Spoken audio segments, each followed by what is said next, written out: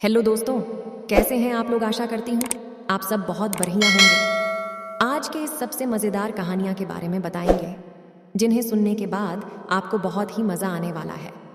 क्या आपको भी हिंदी में मज़ेदार कहानियाँ सुनना है तो आप बिल्कुल सही जगह आए हैं। हमेशा से ही बच्चों को कहानियाँ सुनने का बहुत ही शौक रहता है। बच्चों को इस कहानियों को सुनने से बहुत कुछ सीख भी मिलती है, इसलिए उन्हें यह कहानियाँ सुनना और भी ज़्यादा मज़ेदार लगता है। ज़्यादातर बच्चों को कहानियाँ सुनने का ज़्यादा शौक रहता है। अगर आप भी कहानियाँ सुनना चाहते हैं तो आपको हमारे द्वारा लिखे गए इस कहानी को अंत तक ध्यानपूर्वक सुनना होगा।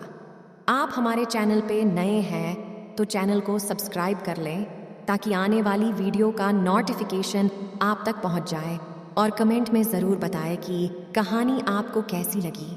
तो शुरू करते हैं कहानी। दोस्तों, एक समय की बात है। एक खूबसूरत जंगल में एक नदी किनारे एक कबूतर पेड़ की डाल पर रहा करता था। उसके आसपास का वातावरण बहुत ही खूबसूरत था। हरे भरे फूल थे, खेत खलिहान, बहता हुआ नदी का साफ पानी, पक्षियों की चहकती हुई आवाज़ें आदि वह देखने में काफ़ी खूबसूरत नज़ारा था। वहीं पर एक छोटी सी नन्ही सी प्यारी सी मधुमक्खी घूमने के लिए निकलती है। जैसे ही वह नदी के पास पहुंचती है, उसके पंख डगमगा जाते हैं और वह नदी में जाकर गिर जाती है। मधुमक्खी बेचारी लाख कोशिश करती है पर वह फिर भी नदी से बाहर नहीं आ पाती है क्योंकि उसके पंख गिले हो चुके थे। पैर पर बैठा वह कबूतर सारा नज़ारा अपनी आंखों से देख रहा था। उसे लगा कि अब शायद इस मधुमक्खी को मेरी ज़रूरत है, क्योंकि यदि मैंने इसकी मदद नहीं की तो यह मर जाएगी। कबूतर दिमाग लगाता है कि मैं इसे बाहर कैसे निकालूं। तभी उसे पेड़ पर एक पत्ता नजर आता है और वह उसे लेकर मधुमक्खी के पास जाता है और मधुमक्खी से कहता है कि तुम इसके ऊपर आ जाओ, इससे तुम्हारी जान आराम से बच जाएगी। मधुमक्खी कबूतर की बात मान लेती है और उस पत्ते पर बैठ जाती है। पत्ते पर बैठकर मधुमक्खी किनारे आ जाती है और अपनी जान बचा लेती है। कबूतर के अंदर उस मधुमक्खी को लेकर एक दया का भाव उत्पन्न हुआ और उसने मधुमक्खी की जान बचा ली। मधुमक्खी सोचती है कि कबूतर को मुझे धन्यवाद कहना चाहिए।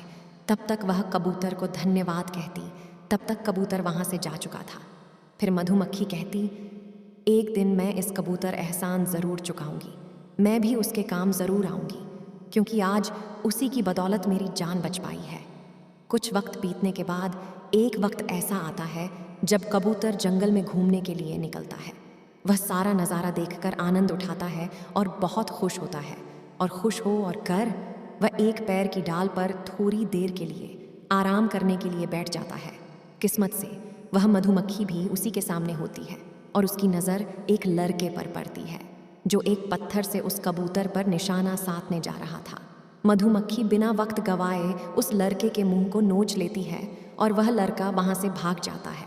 कबूतर इस बात से अनजान था, पर जैसे ही मधुमक्खी ने उस लड़के का मुंह नोचते हुए देखकर वह कबूतर उड़कर उस मधुमक्खी के पास गया।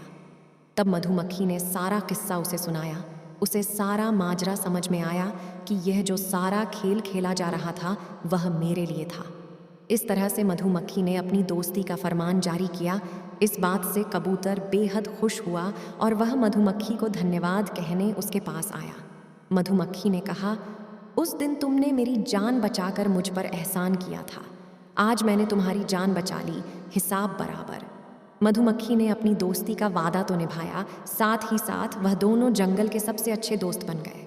फिर वह दोनों वहाँ से आसमान की ओर चले, अपने जीवन का आनंद लेने। कहानी की सीख इसीलिए कहते हैं दोस्तों, सभी की मदद करते चलो और दूसरों की मदद करने के लिए हमेशा तत्पर तैयार रहना। क्या पता कल को आपका भी बुरा दिन ना आ जाए, क्योंकि वक्त पलटते देर नहीं लगती। आज आप किसी की मदद करोगे तभी तो आगे से आपको भी कल मदद मिलेगी। अगर आपको इस कहानी से कुछ सीखने को मिला हो और अच्छा लगा हो, शेयर और कमेंट करना ना भूलें। दोस्तों, आप सभी को हमारी कहानी कैसी लगी कमेंट में ज़रूर बताइए और चैनल को सब्सक्राइब कर लें ताकि आने वाली वीडियो का नोटिफिकेशन आप तक पहुंच जाए। धन्यवाद दोस्तों।